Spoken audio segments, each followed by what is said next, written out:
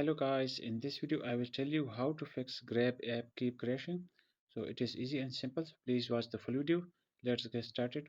First of all, long press on the Grab app and now tap on app info option. Once you tap on app info option, after that you will see these options.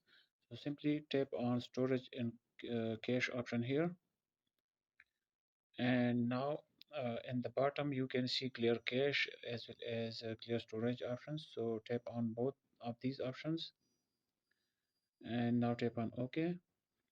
So the cache and storage of this app has been cleared. Now the next step is you should have to go to Google Play Store or App Store if you are using iOS, and here tap on search option. Now tap on search bar and type Grab and now search it, and here you can see Grab option. So here you will see update button option. So simply tap on update and update it to latest version. So this will fix the issue for you and it will not be crashing more. So hope this will help you. Thanks.